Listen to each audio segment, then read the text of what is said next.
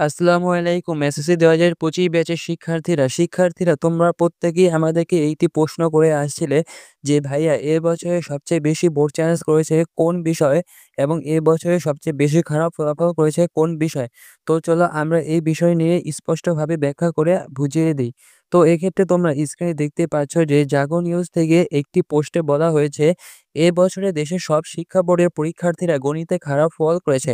অর্থাৎ এদেশে যে শিক্ষা বোর্ড আছে ৮ টা এবং মাদ্রাসা বোর্ড নিয়ে মোট ৯ টি এবং কারিগরি ও অন্যান্য বোর্ড তো আছে। সব বোর্ড মিলে তোমাদেরকে সবচেয়ে বেশি ফেল করেছে কিসে? গণিতে। এই বিষয়ে ফেলের হারও বেশি। স্বাভাবিক ঢাকা বোর্ডে গণিতে বেশি ফল পুনরীক্ষণের আবেদন জমা পড়েছে। এক্ষেত্রে তোমাদের যে ঢাকা বোর্ড আছে না, ঢাকা বোর্ডে গণিতে সবচেয়ে বেশি বেশি গণিতে বোর্ড চ্যালেঞ্জ করেছে। এ বোর্ডে শুধু গণিতে খাতা চ্যালেঞ্জ করে আবেদন জমা পড়েছে ৪২,৯৩৬ টি। অর্থাৎ তোমাদের ঢাকা বোর্ড থেকে ৪২,৯৩৬ টি খাতা বোর্ড চ্যালেঞ্জের জন্য গণিতের আবেদন করা হয়েছে। এক্ষেত্রে তোমরা তো বুঝতেই পারছো যে কোন বিষয় সবচেয়ে বেশি খারাপ হয়েছে। এক্ষেত্রে বলা হয় গণিত।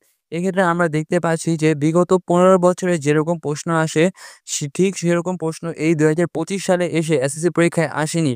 এবারের প্রশ্নটা সত্যিই আসলেই অনেক হার্ড ছিল এবং অনেক কঠিন ছিল। এক্ষেত্রে তোমরা যারা বোর্ড চ্যালেঞ্জ করেছো আল্লাহর তারা কেউই ভয় পেও না। তোমরা আল্লাহর উপর ভরসা রাখো। ইনশাআল্লাহ তোমাদের রেজাল্টও ভালো হবে। আমি সকল শিক্ষার্থীদের জন্য দোয়া করি। তোমরা সবাইও সবার জন্য দোয়া করবে।